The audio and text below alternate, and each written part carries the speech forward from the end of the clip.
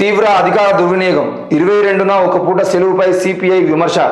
అయోధ్యలోని రామ మందిరంలో జరిగే రామ విగ్రహ ప్రాణప్రతిష్ఠ కార్యక్రమంలో ఉద్యోగులు పాల్గొనేందుకు వీలుగా ఈ నెల 22న ఒక పూట సెలవును ప్రకటిస్తూ కేంద్ర ప్రభుత్వం జారీ చేసిన ఆదేశాలను మొత్తానికైతే సిపిఐ పార్టీ నాయకులు విమర్శిస్తా ఉన్నారు. ఇదే విషయాన్ని మనం నిన్న కూడా మార్నింగ్ న్యూస్లో చెప్పడం జరిగింది. ఎట్టి పరిస్థితుల్లో మతపరమైనటువంటి అంశాలకి సెలవులు ప్రకటించద్దు. అది కేవలం హిందుత్వ పార్టీకి సంబంధించినటువంటి విషయమే కాదు. హిందుత్వమైన, క్రైస్తవమైన, ముస్లిం అయినా, ఆఖరికి బౌద్ధమైన ఎవరైనా కానీ మీ మతపరమైనటువంటి అంశాలకి రాష్ట్రంలో సెలవులను ప్రకటించద్దు, దేశంలో సెలవులను ప్రకటించద్దు.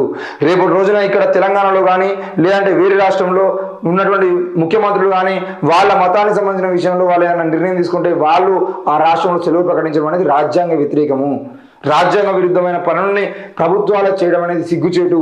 ఎందుకు అంటే ఈరోజు 22వ తేదీన మీరు స్కూళ్ళు మూసేస్తారు, హాస్టల్లో ఉన్నటువంటి విద్యార్థులు ఎక్కడ పోతారు? హాస్టల్లోనే ఉంటారు. మరి వాళ్ళ చదువులు చెప్పకుండా ఇట్లా సెలవులు ప్రకటిస్తే ఎట్లా? లేదు, ముస్లింలు కానీ క్రైస్తవులు కానీ అసలు ఏ మతాన్ని నమ్మనటువంటి వాళ్ళు కానీ వీళ్ళు ఎంతోమంది ఉన్నారు కదా, వాళ్ళందరికీ సెలవులు ప్రకటించి వాళ్ళ ఇంట్లో కూర్చోమని అయింది. కాబట్టి 22వ తేదీన సెలవు ప్రకటించడం అనేది రాజ్యాంగ వ్యతిరేకము. ఏ కార్యక్రమం లేకుండా ఈరోజు ఒక మతానికి సంబంధించినటువంటి విషయంలో ఆ మతానికి సంబంధించిన విషయంలో కూడా ఈరోజు చాలా మంది విమర్శలు చేస్తున్నది ఏంటి అని అంటే అది మతానికి సంబంధించింది కూడా కాదు. ఈ మతానికి సంబంధించిన కార్యక్రమాన్ని బీజేపీ, ఆర్ఎస్ఎస్ వాళ్ళ రాజకీయ కార్యక్రమంగా మార్చుకున్నారని చెప్పేసి చెబుతున్నారు. మరి ఈరోజు సెలవు ప్రకటించడానికి ప్రధాన కారణం ఏంటి అని అంటే 22వ తేదీన అయోధ్యలో జరిగేటువంటి కార్యక్రమం మొత్తాన్ని నరేంద్ర మోడీ యూట్యూబ్ ఛానల్లో లైవ్ పెడతారు. కాబట్టి దాన్ని మొత్తం దేశ ప్రజలందరూ చూడాలి. జై శ్రీరామ్ జై శ్రీరామ్ అని చెప్పేసి నినాదాలు ఇచ్చుకుంటా ఇంట్లో కూర్చోవాలని చెప్పేసి వాళ్ళ రాజకీయ ప్రలోభాల కోసం మాత్రమే ఆ రోజును సెలవులు ప్రకటిస్తున్నారు. మరి ఉద్యోగాల కోసం వాళ్ళు వెళ్ళేదంటే ఆ ప్రాణప్రతిష్ఠ జరుగుతున్నప్పుడు వాళ్ళు ఉద్యోగంలో ఉన్నప్పుడు వాళ్ళు చూసేటువంటి అవకాశం ఉంటుంది. కాబట్టి అందరికీ సెలవు ప్రకటిస్తే ఇంట్లో కూర్చొని వాళ్ళు కూడా పూజలు చేస్తారు. లేదు అని అంటే ఏం జరుగుతుంది, ఎట్లా జరుగుతుందని టీవీలు పెట్టుకొని టీవీల ముందు కూర్చొని వాళ్ళు కూడా వీక్షిస్తారు. దానివల్ల ఎక్కువ మంది మళ్ళీ బీజేపీకి రామ మందిరాన్ని నిర్మించింది మనం బీజేపీకి ఓటేయాలని నిర్ణయం తీసుకుంటారని చెప్పేసి భ్రమలో ఈరోజు సెలవు ప్రకటిస్తూ ఉంది. దాన్ని సిపిఐ పార్టీ అయితే విమర్శించింది. ఎట్టి పరిస్థితుల్లో మతపరమైనటువంటి కార్యక్రమాలకి సెలవులు ప్రకటించదని చెప్పేసి బీజేపీని మన సిపిఐ పార్టీ కోరింది. సిపిఐ పార్టీ కాదు, మనం కూడా నిన్న మార్నింగ్ న్యూస్లో అదే కోరినాం. ఎట్టి పరిస్థితుల్లో మతపరమైనటువంటి అంశాలకి అది ఏ మతం అయినా కానీ మతపరమైనటువంటి అంశాలకి సెలవులు ప్రకటించద్దు. ముందుగా క్యాలెండర్లో ఉన్న విధంగా ఎడ్యుకేషన్ క్యాలెండర్ ఏదైతుందో ప్రతి సంవత్సరం ఈ సెలవులు ఉంటాయని చెప్పేసి ముందుగా ప్రకటించే సెలవుని తప్ప మిగతా సెలవులు మతపరమైనటువంటి అంశాలు ఇవ్వద్దు. ఈ వ్యవసాయ వర్సిటీ భూమిలో హైకోర్టు వద్దు, ఇతర ప్రాంతంలో నూతన భవనాన్ని నిర్మించాలి. సిపిఐ రాష్ట్ర కమిటీ ప్రొఫెసర్ జయశంకర్ వ్యవసాయ విశ్వవిద్యాలయం, కొండా లక్ష్మణ్ బాబూజీ ఉద్యానవన విశ్వవిద్యాలయానికి చెందిన 100 ఎకరాల భూమిని హైకోర్టు నిర్మాణానికి కేటాయిస్తూ రాష్ట్ర ప్రభుత్వం 55 జీవోను గత నెల 21న జారీ చేసిందని సిపిఐ రాష్ట్ర కమిటీ తెలిపింది. ఈ జీవోను తక్షణమే రద్దు చేయాలని శుక్రవారం ఒక ప్రకటనలో డిమాండ్ చేసింది. వ్యవసాయ విశ్వవిద్యాలయ భూముల్లో కాకుండా ఇతర ప్రభుత్వ భూముల్లో హైకోర్టు నూతన భవనాన్ని నిర్మించాలని రాష్ట్ర ప్రభుత్వాన్ని కోరింది. ప్రభుత్వం కేటాయించిన ఈ భూమిలో వ్యవసాయం, దాని అనుబంధ రంగాలైన పశుసంవర్ధన, ఉద్యానవన, పట్టు పరిశ్రమ తదితరులపై పరిశోధనలతో పాటు బయోడైవర్సిటీ ప్లాంటేషన్ కొనసాగుతుందని వివరించింది. ఈ విశ్వవిద్యాలయాల భూములను హైకోర్టు భవన నిర్మాణం కోసం తీసుకోవడం సరైనది కాదని తెలిపింది.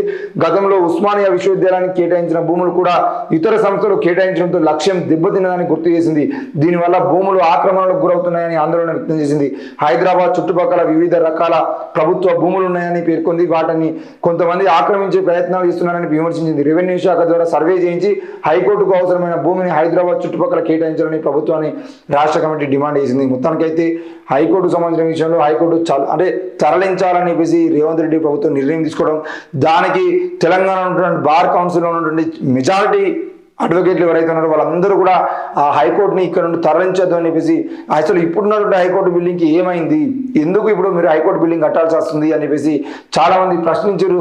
మొన్న కూడా న్యాయ సలహా కమిటీ ఢిల్లీ నుండి వచ్చినప్పుడు వాళ్ళకు కూడా వీళ్ళు ముందు పెట్టినటువంటి అంశం కూడా హైకోర్టు బిల్డింగ్ని మార్చొద్దు, ఇప్పుడున్నటువంటి హైకోర్టు బిల్డింగ్కి ఎలాంటి నష్టం లేదు కాబట్టి అట్లాంటి విషయంలో మీరు ఎట్టి పరిస్థితుల్లో కూడా దాన్ని ఇక్కడ నుండి తీసుకుపోయేటువంటి ప్రయత్నం చేయొద్దు, మార్పులు చేర్పులు అవసరం లేదు అని చెప్పేసి వాళ్ళు కోరడం జరిగింది. మరి ఇప్పుడు సిపిఐ కూడా డిమాండ్ ఏం చేస్తున్నారంటే వ్యవసాయ యూనివర్సిటీకి సంబంధించిన భూముల్లో దాని నిర్మాణం ఆపాలి. ఎందుకనంటే ఇప్పటికీ రాష్ట్ర వ్యాప్తంగా విశ్వవిద్యాలయాల అంటే వాటి వాటికి సంబంధించిన విషయంలో ఎక్కడ కూడా వాటిని ప్రక్షాళన చేసేటువంటి ప్రయత్నం చేయకుండా పూర్తిగా నాశనం చేసేటువంటి కార్యక్రమం జరిగింది. మరి అట్లాంటి క్రమంలో ఈరోజు విశ్వవిద్యాలయాలు బతకాలంటే, విశ్వవిద్యాలయాలు ముందుకు పోవాలంటే తప్పకుండా వాటికి సంబంధించిన విషయంలో ఈ యూనివర్సిటీల భూముల్ని లాక్కునేటువంటి ప్రయత్నాలు అయితే చేయొద్దు అని చెప్పేసి సిబిఐ డిమాండ్ చేస్తోంది. ఈ అంశంపై ఒక్కోటిగా కొట్లాడదాం. KRMB పరిధిలోకి ఆ ప్రాజెక్టులు వెళ్తే రాష్ట్రానికి తీరని నష్టం. ప్రభుత్వానికి మాజీ మంత్రి హరీష్ రావు విజ్ఞప్తి. తెలంగాణ, ఆంధ్ర మధ్యనున్న ఉమ్మడి సాగునీటి ప్రాజెక్టులు కేంద్రం చేతిలోకి వెళ్తాయనే వార్తలపై మాజీ మంత్రి BRS సీనియర్ నేత తన్నీరు హరీష్ రావు ఆందోళన వ్యక్తం చేశారు.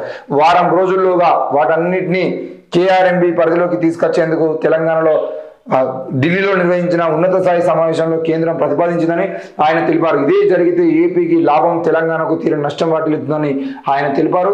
ఈ నేపథ్యంలో రాజకీయాలను పక్కన పెట్టి రాష్ట్ర ప్రయోజనాల కోసం ఒక్కటిగా కొట్లాడదామంటూ ప్రభుత్వానికి విజ్ఞప్తి చేశారు. శుక్రవారం హైదరాబాద్లోని తెలంగాణ భవన్లో నిర్వహించిన విలేకరుల సమావేశంలో ఎమ్మెల్సీ దేశపతి శ్రీనివాస్తో కలిసి హరీష్ రావు మాట్లాడారు. రాష్ట్ర ప్రయోజనాలకు గొడ్డలు పెట్టిగా మారబోతున్న అంశాలపై దృష్టి పెట్టాలని కాంగ్రెస్ ప్రభుత్వాన్ని కోరారు. మొత్తానికైతే కేంద్రానికి సంబంధించినటువంటి KRMB పరిధిలోకి కనుక ప్రాజెక్టులు తీసుకొని వస్తే రేపటి రోజున ఆంధ్ర వాళ్ళు మళ్ళా వాళ్ళ పెత్తనాన్ని చూపించడానికి ప్రయత్నం చేస్తారు. ముఖ్యంగా ఆంధ్ర వాళ్ళకి లాభం చేకూరుతుంది, మరి తెలంగాణ వాళ్ళకి నష్టం చేకూరేటువంటి అవకాశాలు ఉంటాయి. కాబట్టి ఎట్టి పరిస్థితుల్లో KRMBకి ప్రాజెక్టును అప్పగించద్దు అని చెప్పేసి మరి హరీష్ రావు అంటున్నాడు. ఈ విషయంలో అవసరమైతే కలిసి కొట్లాడదాం, కాంగ్రెస్ BRS అనే విషయాన్ని పక్కన పెట్టేసి మనము కలిసి కొట్లాడదాము, అప్పుడు మనకు న్యాయం జరుగుతుంది, తెలంగాణ ప్రజలకు లాభం జరుగుతుంది అని చెప్పేసి ఆయన చెప్తా ఉన్నాడు. మరి ఈ విషయంలో కాంగ్రెస్ ప్రభుత్వం ఒక్కటిగా కొట్లాడుతుందా, దానికి హరీష్ రావు లాంటి నాయకుల్ని సపోర్ట్ తీసుకుని BRS సపోర్ట్తో, లేదు అంటే అన్ని రాజకీయ పార్టీలు, అన్ని ప్రజా సంఘాలతో కలిసి KRMBకి వ్యతిరేకంగా పోరాటం చేస్తుందా అనేది